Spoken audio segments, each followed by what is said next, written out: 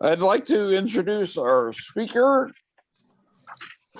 Coach Dave.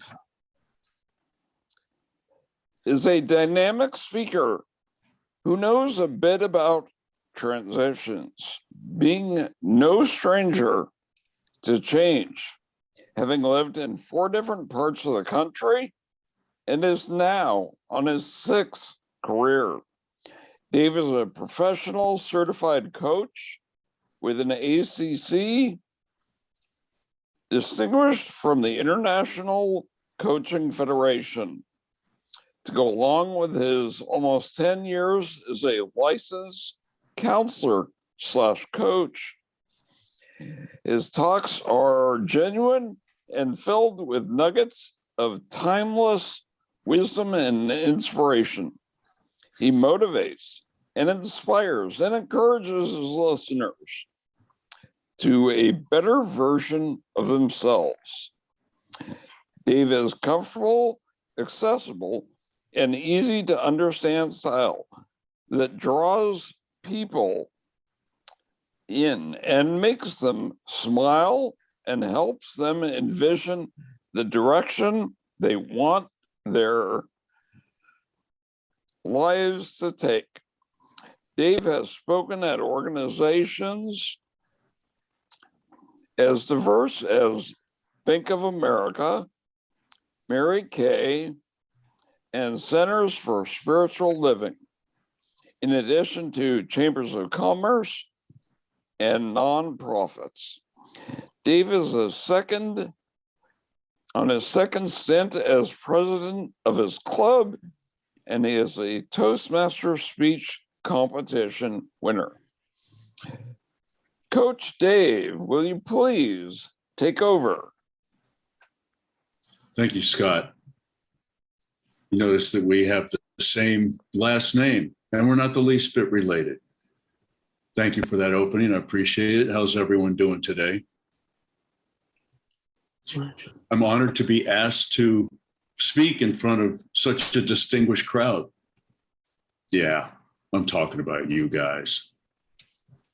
When Lace suggested that I could talk about being a better you, I thought to myself sheepishly, yeah, I can do that. Okay, now I'm glad I got that out of the way. I'm going to assume, no, I'm not going to assume, because we all know what happens when you assume. I'm going to decide that because you're here, you're on a journey, if you will, of self-improvement. You're looking for something that could make you a better version of yourself. So I'd like to start off challenging you. Chew on this for a minute. It's not so much as becoming a better you as it is unveiling or uncovering the really best version of you that's already in there. And we just want to let that show up. First off, what's wrong with you? Or what I hear since I moved to Southern California, what needs fixed? So I got to let you know something. There's absolutely nothing wrong with you. You are whole, perfect, and complete just the way you are. And the fact that you're willing and able and open to doing this kind of work, it's a credit to you to show up and do this. In fact, it's an inspiration. So good on you. Actually, good all over you. It's a beautiful thing.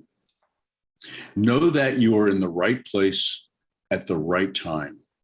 You know why? Because. I like that answer. It answers so many of the questions that puzzle us these days. Hey, why that? Because. Really, how come this? Because.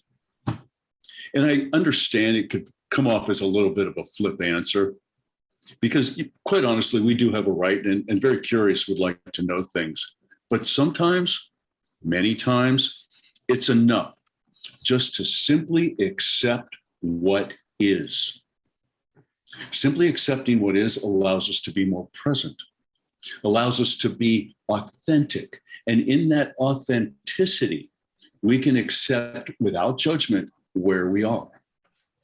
And if we want to get someplace, Don't you need to know where you are first?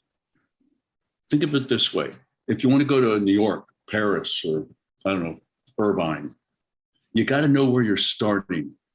And then you can go ahead and create the path that's going to get you where you want to go.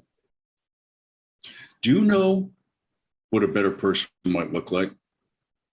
Well, I did what everyone does. I went out on the internet and say, hey, what's a good person? And what they said was, a good person is someone who gives time and money and love and compassion, charities. It's like giving, giving, giving, giving.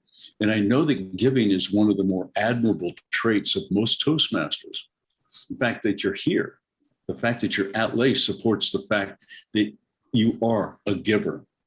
But one of the things that givers don't do very well is take care of themselves. We have got to take care of ourselves. And you can see on the screen, it looks different for everybody, but you can't give from an empty cup. So make sure that you take care of yourself. I think that the airplane had it right. Don't they say, put the mask on yourself before you take care of your person next to you? I guess they figured out that if you're not breathing, you're not really good to anybody. I would like to share with you a little bit of my story. How did I get here? And while I'm doing this, you might hear about someone who didn't necessarily take care of themselves and what could happen when that happens. And also think about your path. How did you get here to where you are today? I graduated high school, Cincinnati, Ohio, and immediately hit the road and did what I call chase the music. And it took me a few years. I caught up to it in Boston, got myself in a pretty good rock and roll band. Had some albums, had some tours, got kind of famous, sex and drugs and rock and roll. It was the whole thing. And you can only imagine total immersion, total passion, total going after it. Bunch of 20-year-olds living the dream, right? We had fun, but it can take a toll. And it did. And we took a break. And I had a couple of kids and got married. Flip that. I got married first, and then I had a couple of kids. Found myself in a job in high tech and lived that life for a while. And it was nice. A nice house, yard, gardening, ballet, school concerts, t-ball, soccer, family for the holidays, picture book. And in 2003, we moved to Southern California. Using my near perfect 2020 hindsight, I could see that I fell into what Henry David Thoreau called a life of quiet desperation. Really? How did that happen? I had lost control of my life because I had lost sight of my dream. And you may have heard that if you don't work hard to build your own dream, someone else is going to hire you to build theirs. And that's exactly what happened. I felt myself being pulled along in the wake of somebody else's dream. I also got to experience what happens when what's going on the outside is not in congruence with the vision that you have for your own life, or that I had for my own life. I call that inner turmoil. Think of two storm fronts coming together. It could get ugly, and it did. I found myself in an emotional rut so deep, I couldn't even tell I was in it. Yeah, it was dark in Dave land. It was that kind of darkest before the dawn kind of dark. But as always, dawn breaks. And in this time, it broke in a hurry with a passion. Hit me like a divine 2x4 to the head. We call that the crash of 2008. I could have been a poster boy for that event. We crashed and it was spectacular. House gone, cars gone, money gone, wife gone, kids gone, dog gone, all of it. And there I was, just me. I could have looked at that as a fairly substantial personal disadventure, if you will. But something weird happened to me, and I felt kind of loose. It was like a weight had been lifted from my shoulders. There's a song made famous by Janis Joplin, Me and Bobby McGee. And there's a line in that song, freedom is just another word for nothing left to lose. And I adopted that as my mantra. I had nothing left. I'm free, free to be and free to re-establish myself in my vision. And so that's what I did. I started my spiritual journey. I started playing out again. I couldn't get a job, so I started knocking on doors and cleaning windows. I became the window guy. You know, don't be shy, call the window guy. And life calmed down for me for a while. I had work, I was doing well, and it was good. And I was doing it on my terms. And after a while, I started feeling that there was more to me. And I rediscovered something inside of me. I was actually talking to a coach at the time, and we rediscovered my passion for helping people, and also understood the difference between helping and just blindly giving. Because I did learn that when you just blindly give, people could take advantage of you. And in my case, they did. So I followed that path towards that rediscovery. And now where I am, I've got myself in a position where I am a certified professional core energy coach with a focus on leadership and transitions. This goes along with about 10 years of a licensed spiritual counselor, and I've got my ACC certification from the International Coaching Federation. You know what? Last summer, I sold my window business. So this is a beautiful thing. I share this to illustrate life happens. Life happens for everyone. And it's how we deal with these events that has an awful lot to do with molding the people that we become.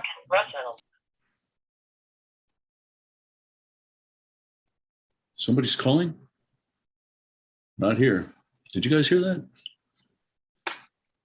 Anyway, did you know that we have the ability to mold ourselves, to mold our future, to look anything like we want it to do? We've got that power. I'm going to share with you my 4-step process. And what this is going to do, it's going to give you clarity on your purpose, clarity on your vision. It's going to get you more closely aligned with the person that you'd like to be. And it's going to give you some steps so that you can get more consistent showing up as that person. And you can do all of this without having to change much. I call this process clay, C-L-A-Y. We're going to play with clay. Does that sound like fun? All right, ready to get your hands dirty? The C for clay is to check in. Check in. What's going on around you? What's going on with you? What's going on within you? What are you feeling? Feelings are signposts that let you know that there's something in your life that would like a little bit of attention. In my story, I shared with you that I had gotten into that rut. It's because I ignored the signpost. Oh, the feelings were there, absolutely, but I completely didn't pay attention to them. I was so totally immersed in trying to be the good dad and the good husband and the good business partner and a good friend. All I could see was what was right here in front of me, the trees. And I was completely unable to be able to stand back and look at the forest, the bigger vision, my vision. Here's an example. Imagine, if you will, a couple of fish swimming around in the ocean. A dolphin swims by and he says, which does dolphins speak for? Howdy, neighbor, how's the water? And one of the fish looks at the other and says, what water? total immersion. Sometimes total immersion can create a lack of overall awareness because we're so focused on this. One of the big parts of our process is being aware. This is huge. And being unaware at that time, I found myself totally at the effect of everything that was going on around me. Therefore, I see my participation in the crash as being something that happened to me. Something happening to me? Yeah, that's not a good thing. That's not where I want to be. Selling the window guy, that was something that happened by me. See, I was at cause at that because I made that change on purpose. It was a good situation. I built up a little company. I was eating regularly, sleeping inside. I was even able to help a couple of guys by keeping them busy.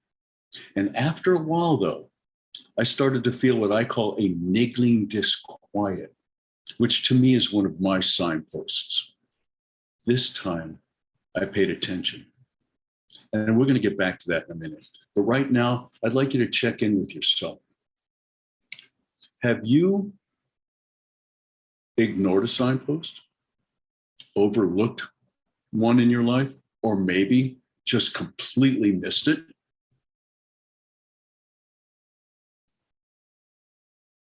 The next letter in clay is L. L stands for look and listen. When you find yourself aware of a signpost, look right at it and listen to the feelings that that signpost is trying to tell you. And why would you do that? Because this is the way we create awareness of what's really going on with us. And able to enhance that and make you more aware, check in and see what your energy is doing. And what I mean by that is what you're doing really good and it gets you going, it gets you really energized, you got this. Or when you go and do whatever it is that you're doing, you're just kind of hanging out like this. Does it drain you? Or are you just going through life and your energy is just sort of flat? When I was looking at my life before the crash, I was drained. Everything I did drained me. I didn't have the words to say that at the time, or the awareness, really. If I did, I might have been able to do something about it.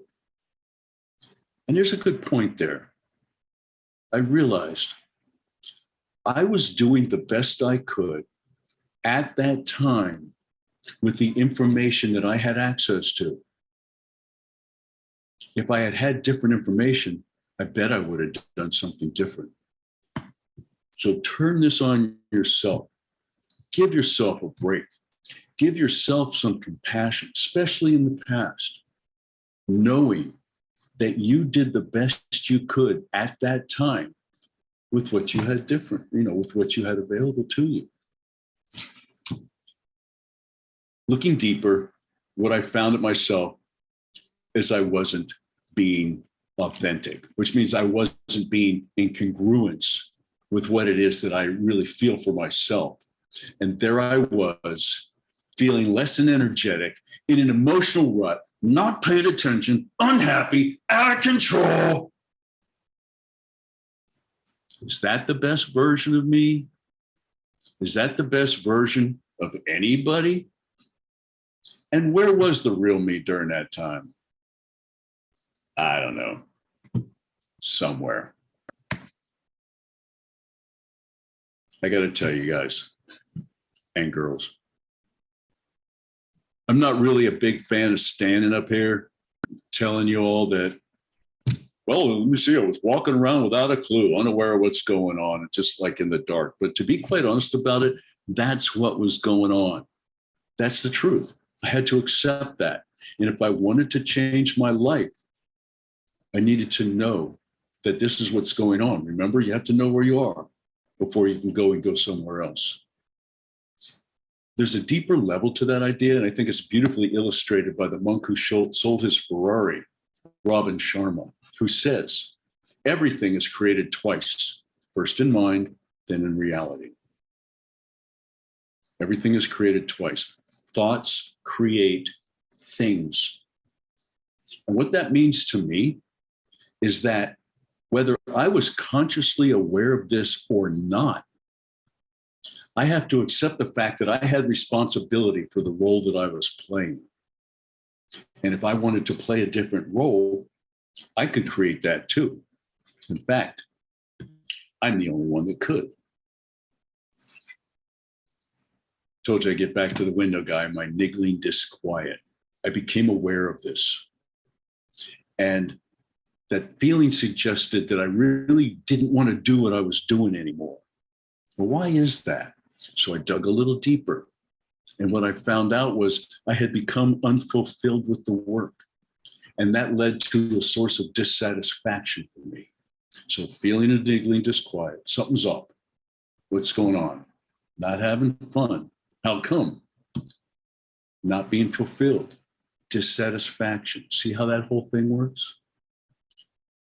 I'd like to suggest you use that idea and check in with yourself. How are you showing up in a situation or in life completely? What is it that you're doing?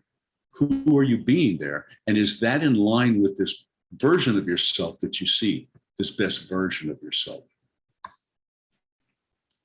This niggling disquiet of one woman I worked with was really helpful in getting her to consciously realize the relationship she was in is not going anywhere in a hurry.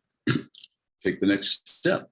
She looked a little deeper and realized that she had this pattern of attracting that same type of guy. I was going to say over and over and over again, but that's what a pattern means, right? So there's that. So once she accepted that, we were able to work with her to get her to break that pattern of disrespect and moved her into more alignment with her own power.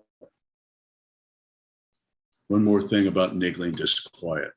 Once that still small inner voice starts to speak, it doesn't go away. It's like my kids. Hey, I got something. No, I'm talking to you later. So you're working. Hey, what do you think about? No, later. I'm busy. And it comes back. And every single time it comes back, it's a little bit louder. It's a little bit bigger. Hey, Dave. No, later. I can't deal with this now. Are you listening to me? Yeah. Finally, you got to do something about it. And what I learned is that getting quiet, listening to that still small inner voice lets us hear what our feelings are trying to tell us. I'd like to take a break real quick. I wonder if anybody has any questions. We got a couple of minutes to take a couple of questions.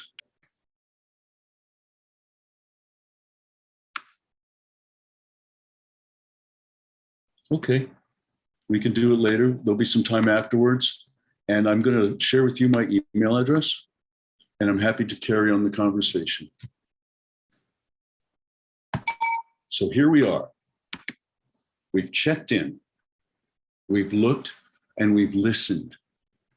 We're starting to understand a little bit about what it is that we're trying to do. The A in Clay is for ask empowering questions. Empowering questions. Those are questions that you can't answer with a yes or a no. You have to give it an answer. They invite deep thought and consideration. They open the door for discovery, bring insights, ahas, and also opportunities. So if you do this right, this is where the rubber meets the road. This also opens the door to allow that inner wisdom of yours to bubble up to the surface so that you can access it. I'd like to share with you a couple of empowering questions. I have 9 of them. And if you'd like, after the show, give me your email address. I will send you these empowering questions and a little bit of an idea about how best to use them. Where am I not showing up as my best self? Ask yourself that. And you can also add how and why. How am I not showing up and why am I not showing up? Very powerful to open up that awareness. What am I looking for? What are we looking for? This is a funny thing because when we think we see what it is that we like, that it is what we want, we just go out and ask for it, right? And I want you to be careful. Be careful what you wish for. You just might get it. I got a friend of mine, Jason, walking down the beach, saw a lamp in the sand dunes, picked it up, rubbed it off. The genie appeared. Thank you for freeing me from the lamp. It is my honor and pleasure to grant you 3 wishes. What would you like? Jason looks up and says, this is great. I want to be rich. The genie says, okay, Rich, what are your other 2 wishes? So be very clear what it is that you're looking for and why. That's up underneath that question. Here's a good one. Why and where am I out of alignment? This is where your values might show up. For instance, if one of your values, one of your high values is integrity, honesty, and you end up in a situation where you might tell a little white lie, and then all of a sudden you're just like, oh man, that just didn't land right. And now you're out of integrity, and now you're not being your best self. When you ask yourself these questions, and again, I will forward this sheet to you so that you can really think about it. Journal, write them down. Journaling is one of those things up there with meditation. Oh, this is one of the greatest practices ever. And quite honestly, it's one of the hardest habits to create, but it is very powerful. So you've done the work. You've checked in, you see what's going on. You've looked and listened to your feelings. You're becoming aware. You've asked yourself these empowering questions. Now, the Y in clay is for Y-O-U. That's you. As in, you got this. Let's say you've done this work. You've done this. You understand you. You've answered these questions. You're okay with this. And you say, look, the way I am and the way I'm living my life is just the way I want it. Well, good on you. That's excellent. Now keep doing that. Only now you're doing it consciously and on purpose. And you've done this work. On the other hand, you've done this work and you realize that where you are is not really where you want to be, and you want to do something. You got this. Change. Change what? Doesn't matter. Change something. If you want to create something different, you have to do something different. Now that you've become aware of and have accepted that you've not been the best version of yourself, and you've acknowledged that something is calling you, something's calling you to play a different game, maybe a higher game, maybe a more authentic game. I don't want to put labels on it, but I think you might feel where I'm coming from. You can now make a conscious choice on what might be next. Here's one of the most famous statues in the world, named after me, the David. Should name it the Dave. Everyone said to Michelangelo, oh, that's magnificent. How did you create such an amazing lifelike sculpture out of just a block of wood? He said he didn't create anything. All he did was take out everything that's not the David and left himself behind. And I think that that's very important. When you take out everything that you're not, what's left is everything that you are. And that might be a discussion for another day. Let's look at this from a different angle. I'm a life coach. Is that who I am? Or is that what I do? And I do bring me to whatever it is that I do in that business. I was the window guy. Is that who I was, or is that what I did? Again, I brought myself to that endeavor. I play piano, I play keyboards. Is that who I am, or is that what I do? See, I bring whoever it is that I am to the music. I know a lot of other people that play keyboards, and it's amazing. We're all completely different. We all bring just a piece of what it is of ourselves into that endeavor. It almost doesn't matter what you do.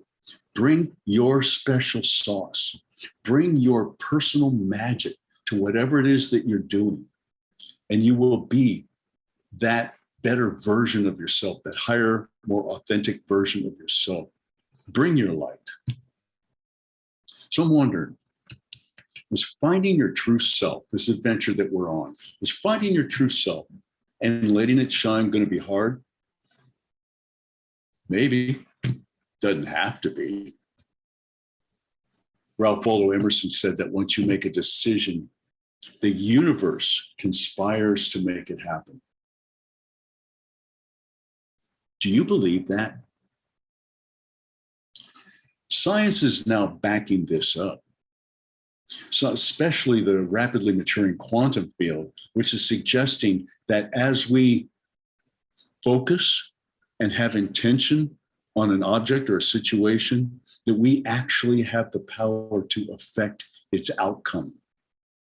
So for instance, if you squeeze a lemon, what's going to come out of it? Lemon juice. If you squeeze an orange, what's going to come out of it? Hopefully orange juice, right? If you squeeze yourself, what's in you that's going to come out? I'd like to try something with you guys. This is going to be a fun sort of a demonstration. Play along, if you will. Act like you're holding a lemon. Feel like you're holding that lemon in your hand. Hold it, smell it, yeah, feel it. Smells like a lemon, right? Now get this big sharp knife and cut a big slice in it. Oh, that's really lemony, isn't it? Wow. Did you get some on your hand? Yeah, you might want to lick that off. Get that. You taste that? All nice, the perfect degree of what is that? Lemon is sweet, lemony. Thank you. Very good, Daniel. Lemon. Let me ask you something. Are your salivary glands working? Your mouth watering? Right?